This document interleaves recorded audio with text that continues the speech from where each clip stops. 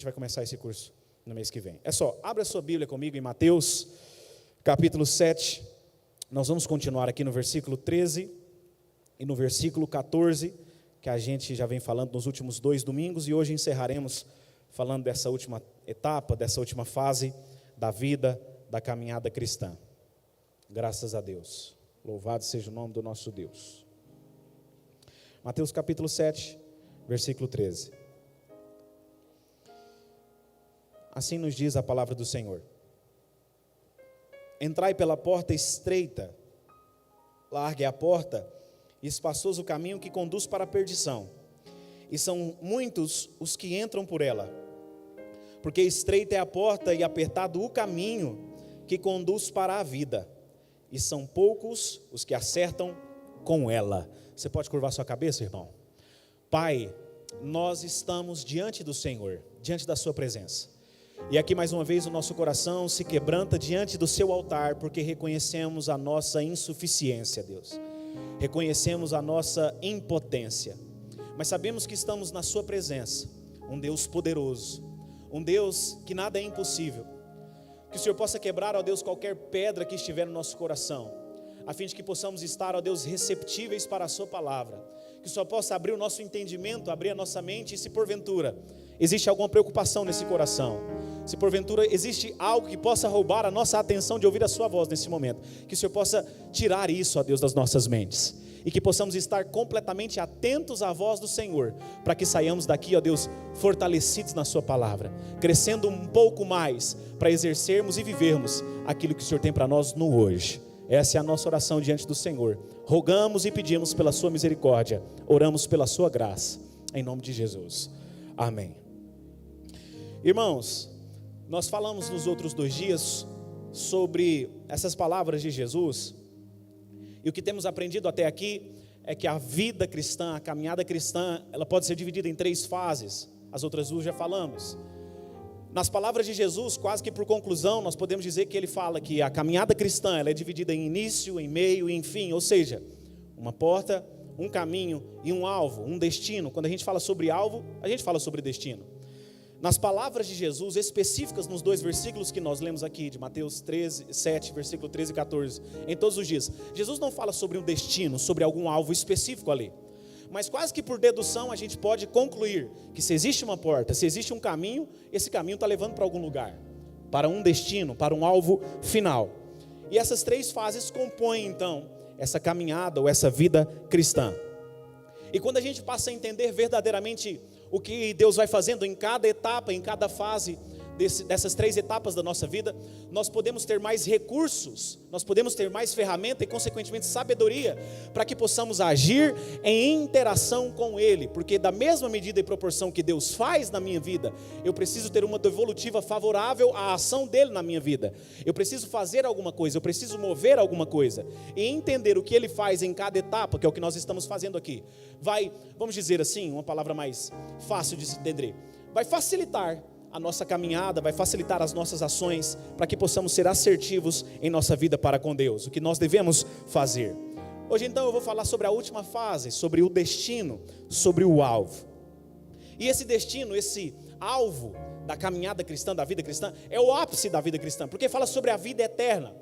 Tudo que nós vivemos, cada sacrifício que nós temos feito, cada renúncia que nós temos feito até aqui, em todos os anos, se você já tem muitos anos de caminhada com Cristo, ou se você é recém-convertido, independentemente, tudo que você renunciou até aqui é porque você tem um alvo no seu coração, você tem um propósito, você quer chegar em algum lugar, sim ou não, irmãos? Você quer a vida eterna.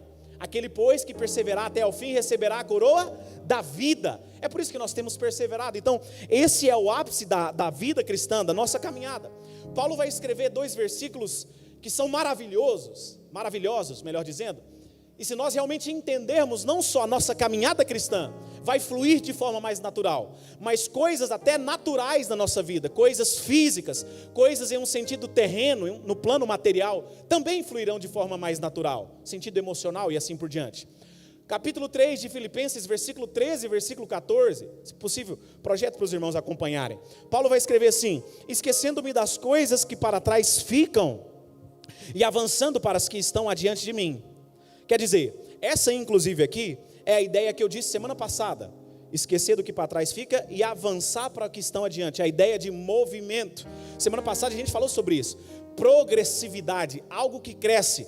A minha caminhada com Cristo Jesus, em cada etapa, em cada fase, principalmente no desenvolver da minha vida espiritual com Deus, ela não pode permanecer a mesma de quando eu aceitei a Ele lá atrás, quando o meu conhecimento era ínfimo, muito pequeno ainda, eu não sabia quem Deus era, eu ainda estava conhecendo, eu preciso crescer. Eu até disse, eu me lembro do domingo passado, que, em uma das palavras do apóstolo Paulo, que ele disse que nós não podemos ser como meninos, né?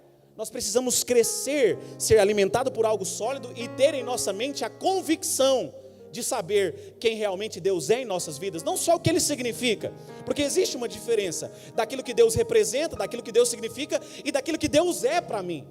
Aquilo que Deus significa é bom, Deus é bondoso, Deus é amoroso, eu sei que Deus é rico em misericórdia, então quer dizer que Ele significa amor.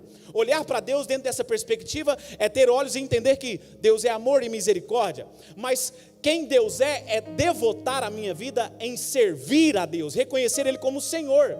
Quando eu reconheço Deus, Jesus, como Senhor da minha vida, a gente volta lá para aquela palavra do grego chamado Kyrios, e eu gosto muito dessa palavra Kyrios. Kyrios é a ideia do Senhor com o escravo, que o escravo era totalmente dependente, e toda a vontade do escravo estava em realizar a vontade do seu Senhor. Então, ter Deus como alguém na minha vida, é eu me dobrar a minha vontade para a vontade dEle. Será que tem alguém que pode fazer isso aqui essa noite, erguer sua mão? Pai, a minha vontade está dobrada ao Senhor. Será que tem alguém que pode falar isso? Será que tem alguém que pode levantar a mão e falar: Pai, eu sei que o Senhor tem a vontade perfeita para a minha vida. É por isso que independente, por mais que eu tenha que matar algum projeto pessoal, eu vou me dobrar à sua vontade que é soberana na minha vida. Aleluia. Aleluia. Então é uma ideia que Paulo vai falar: eu prossigo para as que estão adiante de mim. É uma ideia de movimento, é uma ideia de progressividade, avançar em relação ao destino. Aí Paulo vai concluir no versículo 14 de Filipenses 3: prossigo para o alvo, para o prêmio da soberana vocação de Deus em Cristo Jesus. Para o prêmio da soberana vocação de Deus em Cristo Jesus. A grande dificuldade de muitas pessoas, não poucas, principalmente nos nossos dias, porque se tem uma geração adoecida emocionalmente, infelizmente, com dor no coração, é a nossa geração.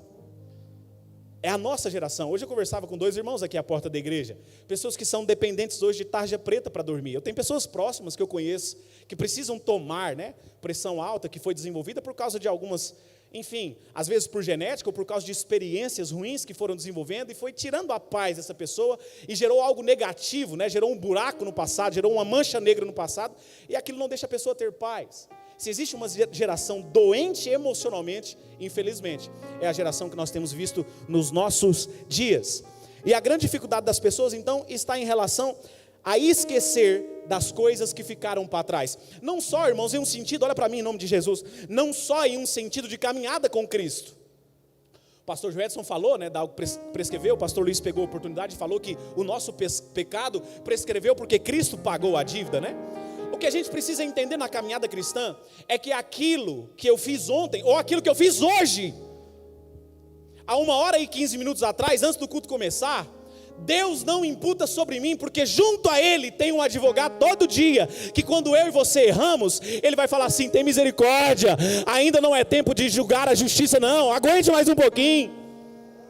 A palavra do Senhor vai nos dizer, lá em Romanos capítulo 8, salvo o meu engano, que nós temos junto para com Deus um Espírito Santo, que chega gemendo, clamando a Deus por mim e por você.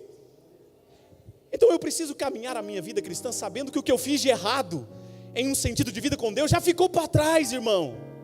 Isso não pode interromper e não pode ter uma interferência no meu relacionamento com Deus hoje.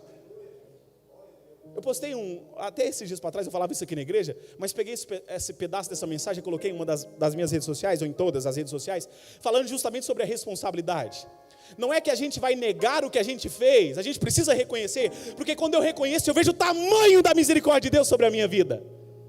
Porque mesmo fazendo o que eu fiz, mesmo sendo quem eu sou, Ele me cerca de bondade e misericórdia todos os dias.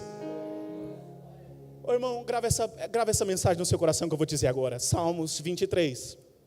A parte final do Salmo 23, o salmista Davi vai escrever: certamente que a bondade e a misericórdia me seguirão todos os dias da minha vida, e eu habitarei na casa do Senhor por longos dias. Habitar na casa do Senhor é estar na presença de Deus.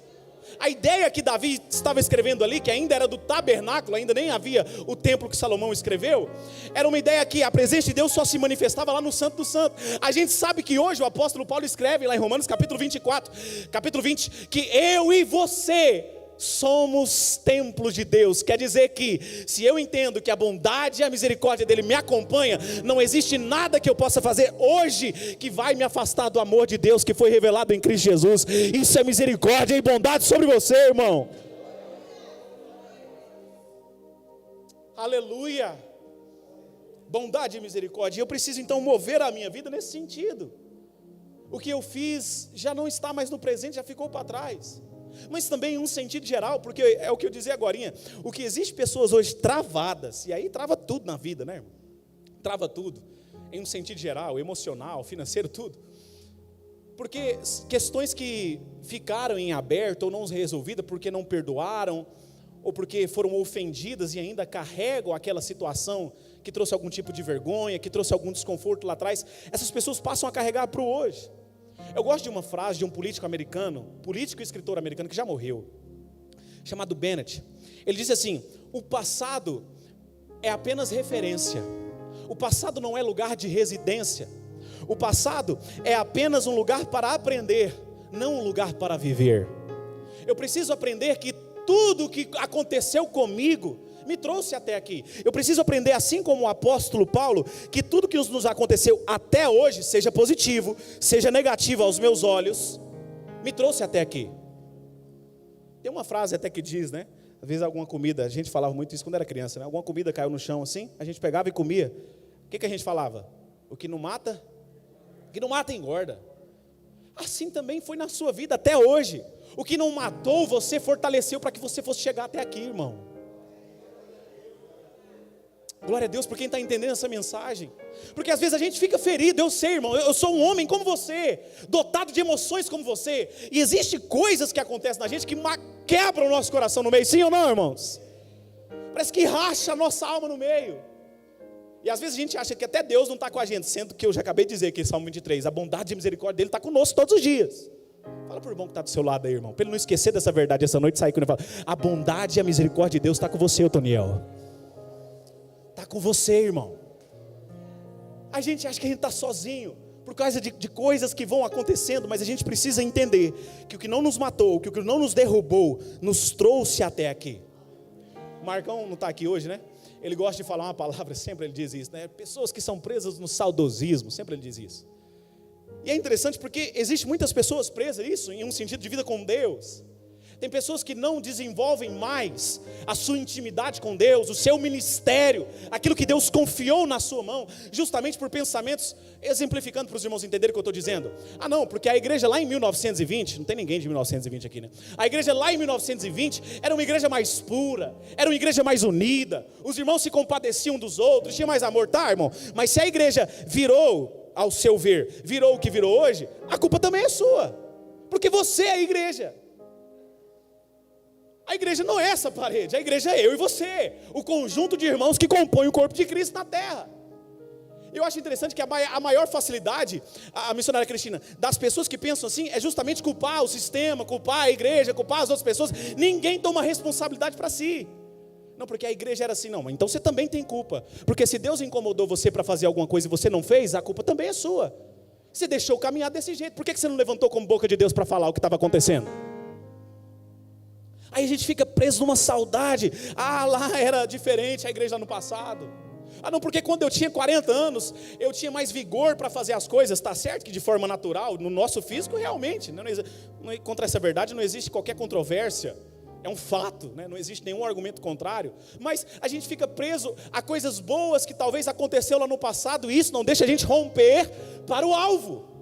Não deixa a gente romper para o destino. Tem pessoas às vezes que já foram mais abastadas financeiramente, né? E é justamente no momento da crise. Olha para mim aqui, irmão. Preciso que você olhe para mim para você guardar essa verdade. Quando você olha, você grava mais. Amigo seu vai ser amigo seu independentemente do que você passa. A gente precisa aprender essa verdade, irmão, para parar de se frustrar com isso. Amigo seu não vai estar com você só quando você estiver bonitinho, cheirosinho igual você está aqui não. Amigo seu, se você estiver lá na pior condição lá no mundo, vai ser amigo seu. Se tem faltado essas pessoas, eu quero profetizar sobre vidas aqui, que Deus vai levantar amigos na sua vida, para te ajudar, para te aconselhar. E amigo é quem fala a verdade, irmão. A gente precisa conviver com essa condição. Amigo é quem vai apontar um erro, não é quem vai falar o que você gosta não. Quem faz isso é Satanás. Quem cuida de você, quem ama você, vai falar a verdade que você precisa ouvir, porque está preocupado com o seu crescimento. Não é para envergonhar você, ou para colocar em uma posição de subjugado, não. É para que você possa romper. Aí às vezes as pessoas ficam pensando assim, não, mas naquela época, quando eu tinha mais dinheiro, né? Minha mesa estava cheia de pessoas, irmão. Foi até livramento da parte de Deus. Só ficou quem realmente era para ficar, porque era de Deus na sua vida. Então a gente precisa romper com isso que ficou para trás, com esse saudosismo de coisas que aos nossos olhos foi positiva lá no passado, mas hoje tem nos impedido de crescer. Ou talvez virando aqui a moeda, né? Do lado negativo também. Existem algumas coisas de ruim que foram acontecendo na nossa caminhada, que a gente precisa conviver também. Fala para o irmão que está do seu lado aí, eu não quero ser chato, irmão, mas fala para ele, em nome de Jesus. Fala, coloque o velho. Fala aí, irmão, coloque o velho para fora. Coloque o velho para fora. Pastor, você vai ter um velho em casa, como é que eu faço agora? Não, mano, minha irmã, esposa, não é esse velho não é esse velho. Calma aí, não é por aí. A gente precisa pegar experiências passadas, coisas que nós vivemos no passado e colocar para fora. Porque é impossível, olha para mim, irmão, é impossível que Deus derrame novo na sua vida enquanto o velho estiver ocupando algum lugar. A gente precisa deitar para fora para que algo novo possa existir na nossa vida. Se é necessário você fazer isso, Deus vai te dar todas as condições para a partir de hoje você começar a colocar o velho para fora. Em nome de Jesus. Então eu estava dizendo que em um sentido negativo do passado, a gente também precisa aprender que aquilo que não me derrubou, me fortaleceu para que eu chegasse até aqui. Talvez, irmão, em algum momento, eu já olhando para o passado, em algumas coisas que foram me acontecendo, apesar da minha tenra idade, da minha pouca idade, eu fico pensando, gente, como é que eu consegui suportar isso? Como é que eu passei por isso? Como é que eu tive ferramentas, como é que eu tive sabedoria para lidar com essa situação? Simples. O Espírito Santo fortaleceu você, através daquele passado que muitas vezes você tem chamado de ruim. Aquela situação não tão boa aos seus olhos foi que te deu estratégia, foi que te ensinou. Sabe, irmãos, ninguém aprende na vida quando está tudo dando certo. A gente aprende com os nossos erros.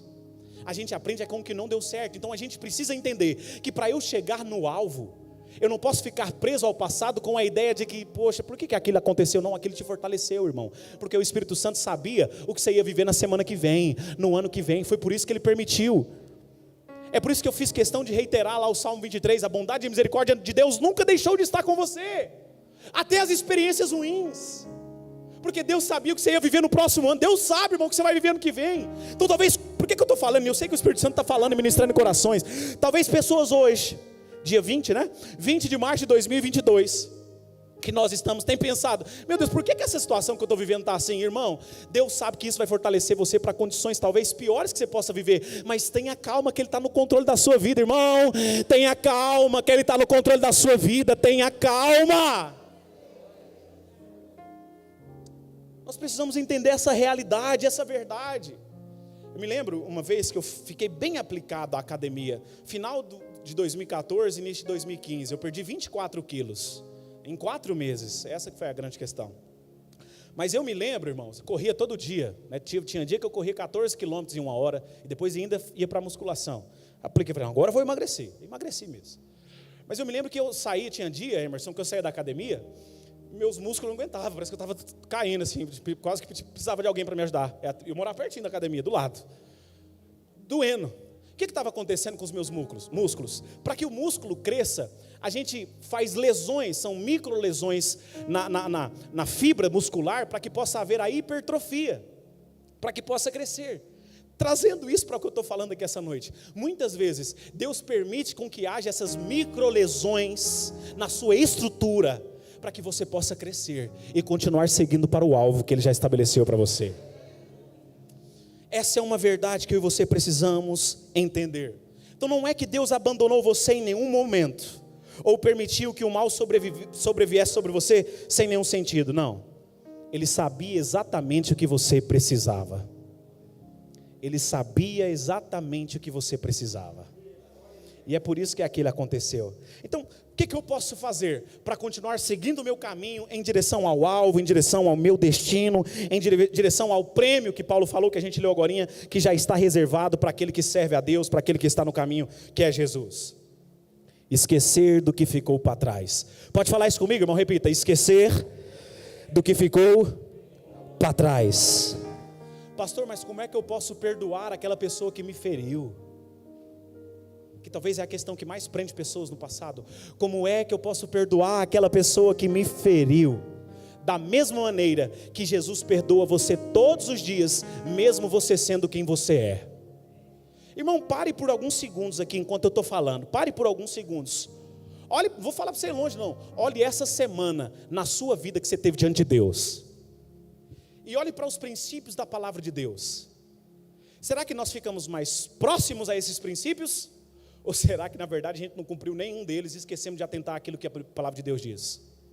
Quer dizer, que mesmo eu sendo quem eu sou, mesmo você sendo quem você é, Deus ainda te perdoa todos os dias. Por que é que você não consegue perdoar aquela pessoa que te feriu lá no passado? Tem uma frase, você já ouviu ela muito porventura, porque isso cresceu justamente porque é algo que tem acontecido comumente nos nossos dias. Mas diz que você não perdoar, você se resguardar, de perdoar alguém, é tomar um veneno querendo que aquela pessoa morra. Aquela pessoa que te feriu, isso não vai acontecer. Todos os dias aquilo vai acompanhar você, você não libera o perdão, você não deixa aos pés da cruz. Tem um hino da Aline Barros, que a gente precisa aprender com a letra daquela canção.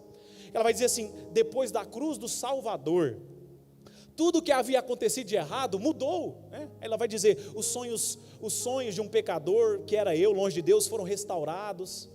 A minha condição foi mudada, então eu preciso entender que se alguém me feriu, se alguém me fez uma ofensa, eu preciso pegar aquela ofensa e, Pai, eu não tenho condição, olha aqui por favor, em nome de Jesus, eu não tenho condição de perdoar essa pessoa, mas aqui está diante da cruz do Senhor, porque da mesma maneira que o Senhor me perdoou, eu preciso perdoar aquela pessoa, eu preciso romper para o alvo, eu preciso ir para as coisas que estão adiante de mim, aleluia!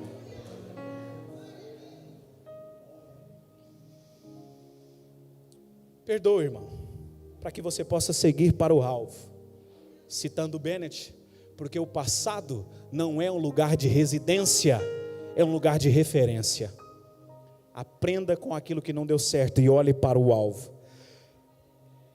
Continuando, a gente precisa entender, lá no primeiro dia eu disse sobre a experiência inicial da santificação que nós temos após passarmos pela porta.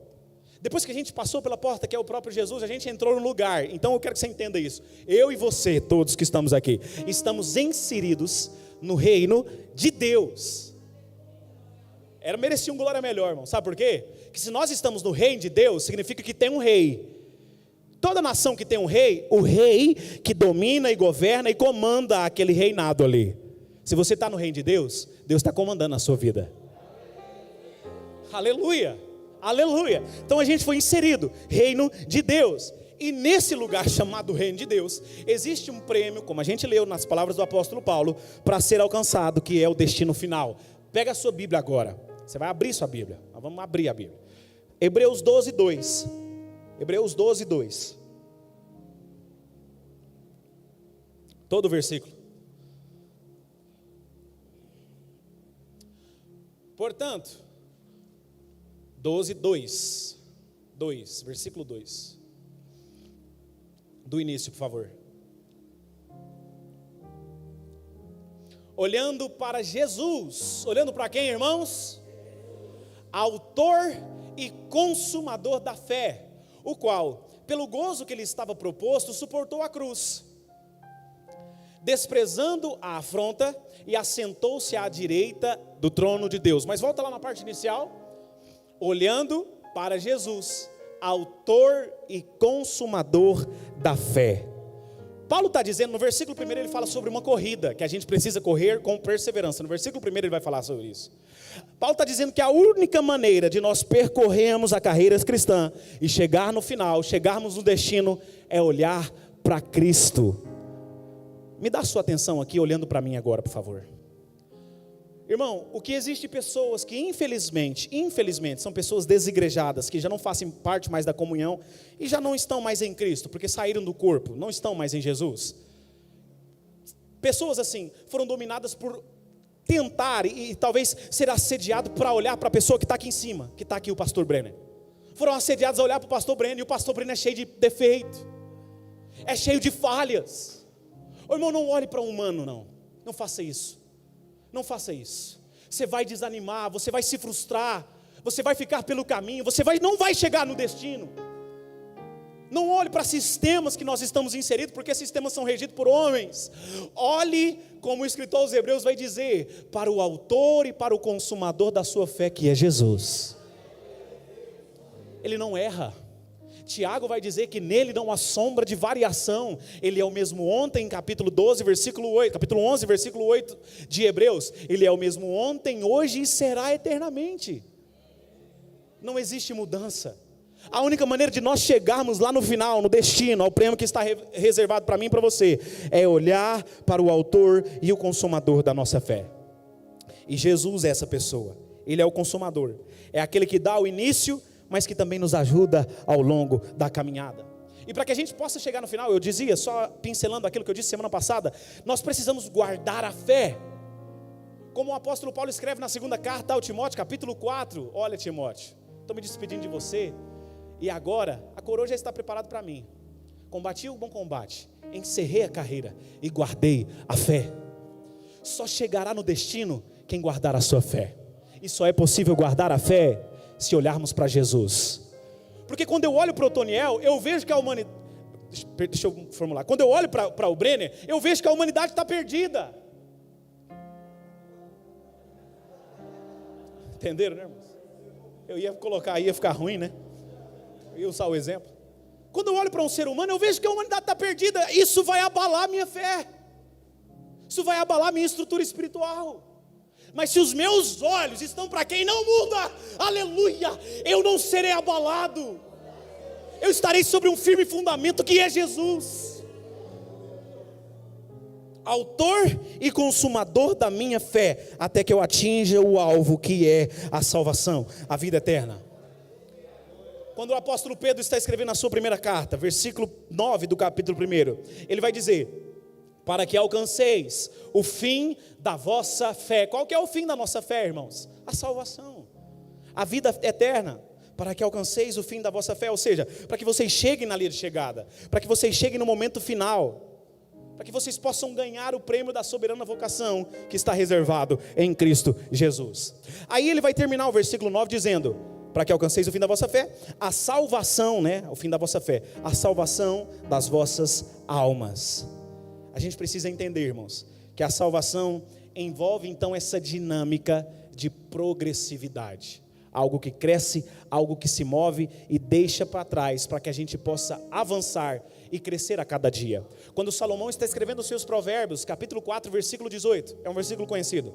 Ele vai dizer assim: a vereda do justo é como a luz da aurora, vai brilhando mais e mais, até o dia ser perfeito. Quer dizer que assim é comigo e com você. Nós que somos justificados, a vereda do justo, que somos justificados em Cristo Jesus, a nossa vereda vai melhorando, vai crescendo, vai se aplainando e vai aumentando de alguma forma como a luz da aurora, até que seja perfeito. E será perfeito o dia que atingirmos o alvo. A maneira então para chegarmos lá é estarmos com os nossos olhos no alvo, entendendo que tudo só será consumado naquele dia, inclusive, irmão, a nossa santificação. Nós ainda não somos completamente santos. Eu disse algo, não vou entrar muito nesse assunto, que eu já disse na semana passada. Mas estamos em um processo chamado santificação. Passamos lá no início, a santificação inicial da porta. Através do caminho vivemos a progressividade, mas ainda ela não está completa. Romanos capítulo 8, versículo 23. Paulo vai dizer: Projeta para nós, por favor, Romanos 8, 23. No versículo 22 e no versículos anteriores, ele vai falar sobre a expectativa da criação, a expectativa de todas as coisas, gemendo pela transformação, pela redenção e pela consumação de tudo. Ou seja, o dia que Jesus vai vir e transformar tudo novo, né? Novo céu e a nova terra. Aí ele chega nesse versículo 23 dizendo: e não só ela, mas nós mesmos, que temos as primícias do Espírito, também gememos em nós mesmos, esperando a adoção, a saber, a redenção do nosso corpo. Redenção do nosso corpo. O que Paulo está dizendo então? Por enquanto nós só temos as primícias do Espírito.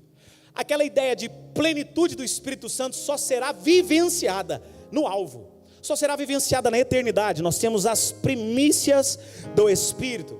Aqui não é possível viver ainda toda a plenitude da parte de Deus, daquilo que Ele projetou para nós. Mas com certeza, e é essa a palavra de ânimo que eu quero agora, nesse momento, colocar no seu coração da parte de Deus, que eu e você temos muito mais da parte de Deus do que o momento que nós passamos pela porta. Cada dia, irmãos, em seus relacionamentos, em nossos relacionamentos diários que temos com Deus, através de uma vida de consagração a Deus, de jejum, de leitura da palavra, de oração, através de uma vida de buscar agradar a Ele, viver em santidade, o Espírito Santo vai sendo delegado sobre a minha vida. Isso vai causando força, não só para suportar o mundo espiritual, mas para suportar aquilo que nós passamos nessa vida terrena também. Então ele diz que nós temos a primícia, mas quando nós chegarmos ao destino, nós poderemos viver a plenitude. Em cada fase da vida cristã, Deus faz algo em nosso espírito. Eu vou repetir, em cada fase da vida cristã, Deus faz algo em nosso espírito, e isso se chama aperfeiçoamento. E talvez tem muito mais a ver com a nossa alma, aquilo que o Espírito Santo vai fazendo, com a nossa alma, com o centro da nossa emoção, com o centro da nossa razão, a nossa psique, que a psicologia vai chamar. Tiago capítulo 1, versículo 21, parte final, por gentileza, projete para nós. Tiago 1, 21, a parte final do versículo. Glória a Deus. Bendito seja o nome do Senhor. Recebei com mansidão a palavra em vós enxertada, a qual pode salvar as vossas almas. Recebei com mansidão a palavra em vós enxertadas. A ideia de salvação, traduzida dessa palavra que o apóstolo Tiago vai usar, ela também envolve restauração. Escute isso que a gente precisa entender. Nós não somos restaurados para depois sermos salvos. Significa, irmão, que independentemente da sua condição, existe salvação para a sua alma. E se a gente fala de salvação, a gente fala de restauração. Aleluia por quem disse aleluia, por quem entendeu o que Deus disse aqui. Deus não nos restaura para salvar, Deus nos salva para restaurar. Aquela condição que foi perdida com Adão e com Eva. Irmão, Adão e Eva, eu fico imaginando às vezes, quando eu estou nos meus devocionais diários com Deus, eu fico imaginando e perguntando: Deus, por que o Senhor deixou Adão e Eva fazer isso, Pai? É lógico que é um pensamento, né, irmãos, na brincadeira que eu estou dizendo isso aqui, mas eu fico pensando a plenitude que Adão e Eva viviam em suas emoções, em suas mentes, em seu relacionamento com Deus.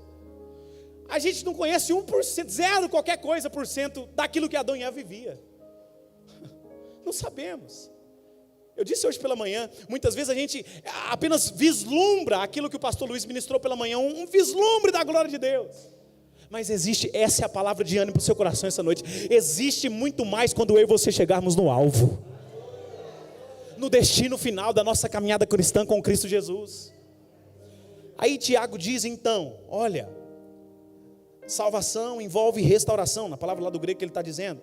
Então isso vai sendo aperfeiçoado na nossa alma, e é exatamente o que o Espírito Santo fez e faz após termos nascido de novo. Aquilo que eu disse no primeiro dia, né? Que Jesus falou para Nicodemos: Nicodemos, uma coisa é necessária para você, nascer de novo, nascer do Espírito. Eu e você já estamos nesse momento, já estamos nesse processo.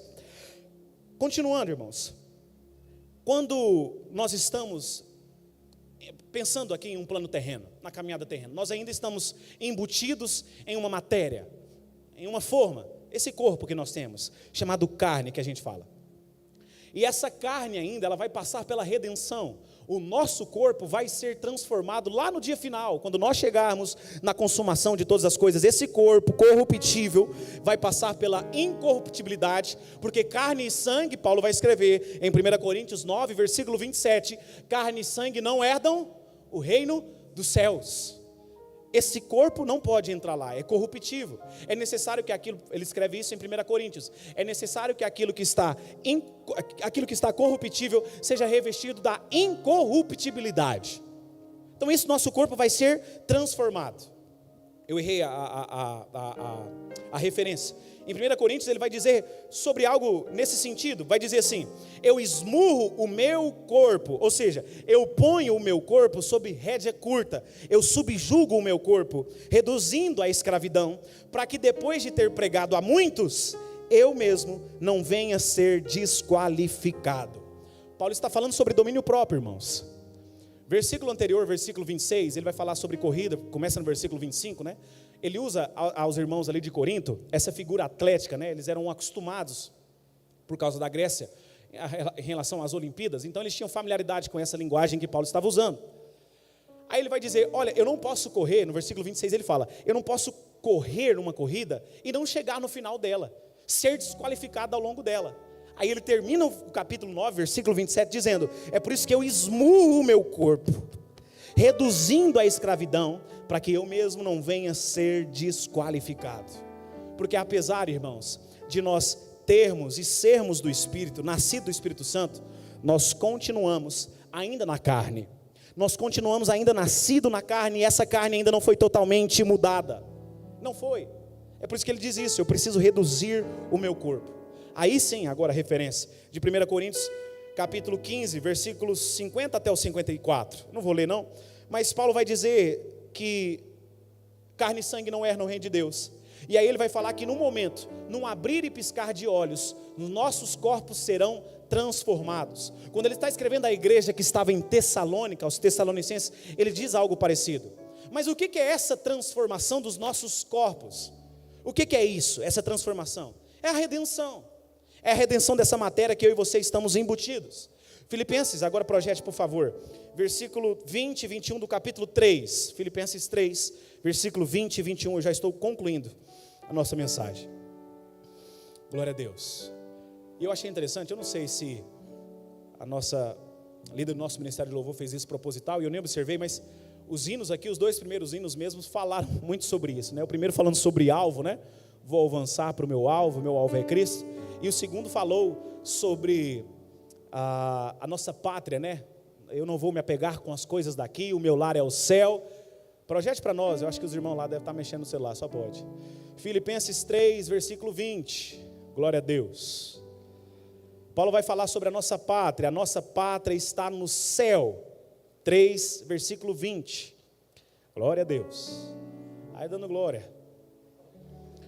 Glória a Jesus, bendito seja o nome do Senhor. Mas a nossa cidade está nos céus, de onde também esperamos o Salvador, o Senhor Jesus Cristo, que transformará o nosso corpo abatido, aleluia, aleluia, para ser conforme o seu corpo glorioso, segundo o seu eficaz poder, de sujeitar também a si todas as coisas, aleluia. A gente precisa ser motivados e entender essa verdade, irmãos, que nós temos uma pátria no céu. E assim como um atleta, um medalhista olímpico, o nosso país é fraco nisso, né? Mas nós temos umas pessoas aí que têm se destacado na Olimpíada. Foi ano passado, inclusive, né? Era para ter acontecido em 2020, Tóquio, foi ano passado. Aqueles que receberam medalha foram recebidos com honrarias pela mais alta a corte aqui do nosso país, pelo nosso governo federal, tiveram honra. O que a gente precisa entender, irmãos, é que nós estamos voltando para a nossa pátria, e nós não podemos chegar lá sem uma medalha, porque o que rege o céu em sentido de galardão, tá? Não confunda as coisas, já tenho dito muito isso, não é necessário entrar mais no assunto, é a meritocracia. Só recebe honra, só é coroado quem tem uma medalha. E isso diz sobre o processo de santificação, mas também sobre as boas obras que a gente já falou. A minha oração, e eu vou falar assim bem aberto para os irmãos entenderem o que eu quero dizer nesse momento. A minha oração a Deus é que Deus possa despertar não somente a mim, mas a você para o trabalho.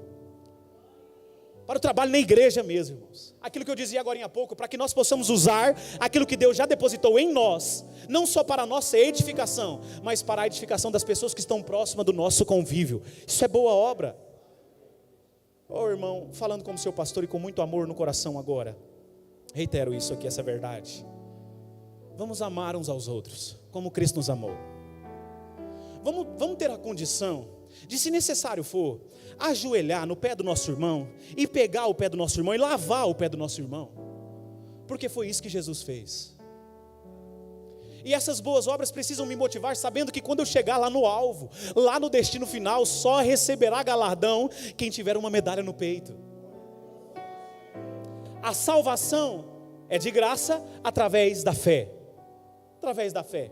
Então não é necessário fazer alguma coisa para ser salvo, mas o galardão, a recompensa que nós receberemos naquele dia é para quem tiver boas obras. Eu estava conversando mesmo dentro desse assunto com o irmão essa semana, e ele falou para mim, ele entrou há pouco aqui nas atividades da igreja, né? Inserido mesmo, imbuído e realmente fazendo as coisas. Ele disse assim: pastor, antes eu não tinha dimensão, talvez da complexidade de que é o trabalho do bastidor, e do como isso é difícil, porque poucas pessoas se voluntariam para isso. E essa é uma grande verdade. Irmãos, se cada um de nós, eu preciso falar isso enquanto seu pastor, é a minha função aqui, eu quero que os irmãos entendam isso de coração. Se cada um de nós levarmos, como o apóstolo Paulo escreve a uma das suas cartas aos Coríntios, levarmos as cargas um dos outros, não é pesado para ninguém. Uma coisa que eu sempre digo, irmãos, Deus não chamou ninguém para ser um crente esquenta-banco.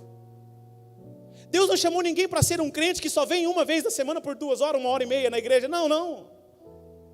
Eu falava isso semana passada, um crente parasita que só suga, não oferece nada para ninguém, não. Deus te chamou para ser árvore frutífera, irmão. Árvore frutífera. Se eu falo em árvore frutífera, quer dizer que eu estou sendo abençoado porque eu estou tendo muito alimento, mas quer dizer que outras pessoas estão sendo alimentadas por mim também. Meu desejo é que você seja uma árvore frutífera. Não só que não falte alimento para você, mas que você tenha de sobra para que outras pessoas possam se alimentar aos seus pés, como uma espécie de uma árvore mesmo. 1 Coríntios capítulo 3, versículo 8, Paulo vai dizer que nós seremos recompensados conforme as nossas obras. É por isso que eu disse que o que rege lá o céu é a meritocracia. O galardão é por mérito, o galardão, recompensa no alvo, é por mérito. Jesus, no último capítulo de Apocalipse, capítulo 22, versículo 12, ele vai dizer: eis que sendo venho, e comigo está o meu galardão, a minha recompensa, aquilo que eu tenho para dar, segundo as suas obras. Oh, aleluia, como eu almejo por esse dia, irmãos. Como eu almejo pelo dia que o meu Senhor vai dizer para mim: vinde benditos do meu Pai, e entrai no gozo que eu já te preparei. O meu galardão está na minha mão para conforme as suas obras. Precisamos nos apegar nessa palavra, irmãos. No dia que nós cruzarmos a linha de chegada, a gente vai poder olhar para trás, e com forma de gratidão, eu creio que eu e você estaremos lá juntos, irmão, de mão dadas da eternidade. Não sei como é que isso vai acontecer, mas eu sei que eu e você vamos olhar e vai dizer: valeu a pena cada lágrima, irmão. Aleluia. Valeu a pena cada sacrifício, valeu a pena cada renúncia, valeu a pena andar no caminho, valeu a pena, valeu a pena.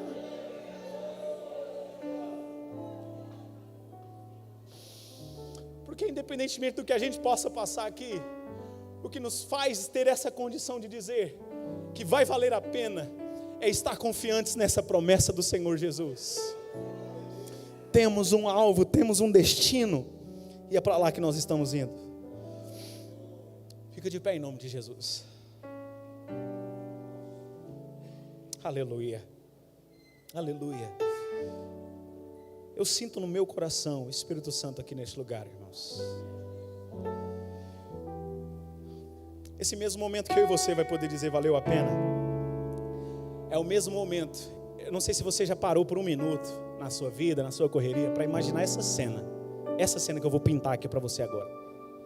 Você chegando no céu, Jesus com as marcas dos pregos nas mãos, com as marcas dos pregos nos pés, dizendo: eu passei isso aqui por amor a você, mas dizendo para você também assim: meu filho, com um sorriso muito grande, irmão, olhando dentro dos seus olhos, dizendo isso para você: meu filho, valeu a pena essas marcas aqui, valeu a pena o sacrifício que eu fiz por você, valeu a pena a cruz pesada que eu carreguei por amor a você.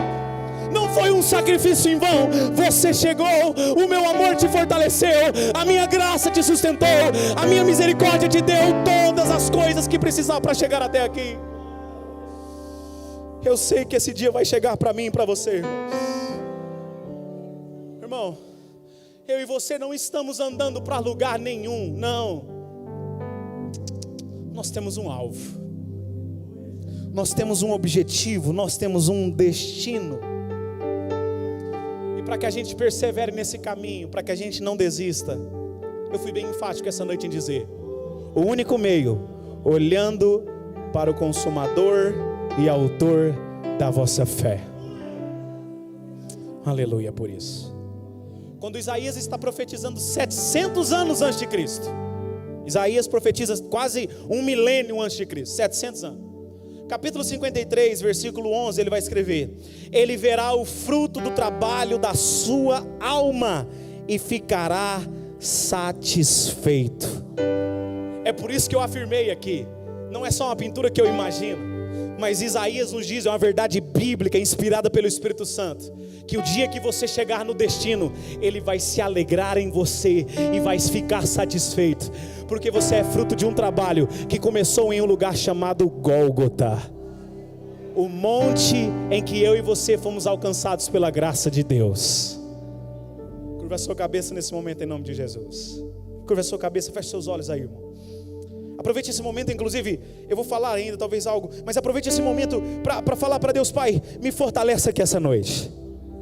Talvez ninguém aqui saiba, ninguém nesse recinto saiba realmente a condição que está o seu coração hoje. Então, com a sua cabeça curvada, fazendo essa oração agora, peça para Deus: Pai, me fortaleça com uma força sobrenatural, com uma força espiritual, porque eu quero chegar num dia, Deus, em que eu vou poder dizer: valeu a pena.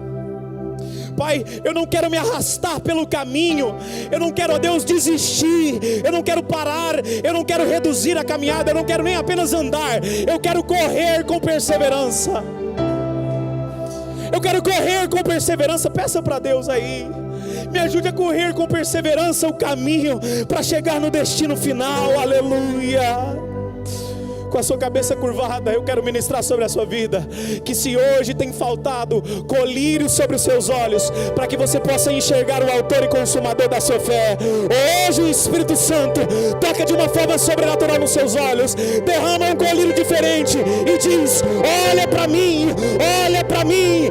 Hoje eu estou fortalecendo os seus pés, hoje eu estou fortalecendo a sua alma, hoje eu estou reestruturando o seu caminho, para que você chegue no seu destino, que é a minha presença, que é a vida eterna. Aleluia. O Espírito Santo de Deus, aqui está cada um dos seus filhos, Pai. Comece, ó Deus, nesse momento a fazer algo novo, a depositar algo novo, Pai, em nome de Jesus. Eu creio, Pai, que nenhuma das tuas promessas, ó Deus, ficarão impedidas ou deixarão de ser cumpridas nas nossas vidas, mas eu sei que hoje o Senhor tem renovado a nossa fé, Pai. Eu sei que o crescimento, ó Deus, vem através do confronto. É por isso que, se de alguma forma, Deus, eu sei que se a sua palavra trouxe um confronto, é para que nós possamos romper e chegarmos, ó Deus, firmes, chegarmos sólidos ao alvo, que é o Senhor Jesus. Nos ajude em nossa fraqueza, Deus. Nos ajude em nossas limitações. Ajude-nos, ó Deus, a esquecer daquilo que ficou para trás. Ajude-nos a desapegar do passado, Pai. Que a imagem do Senhor na nossa frente seja a imagem mais nítida, mais clara, mais visível, não somente, ó Deus, como um reflexo, mas que nós possamos ver o rosto do Senhor à nossa frente e sermos impulsionados rumo à sua presença, Deus. Essa é a minha oração pela sua igreja nesse momento, Pai. E eu faço isso em nome de Jesus. Eu faço isso em nome de Jesus, Pai. Em nome de Jesus. Em nome de Jesus.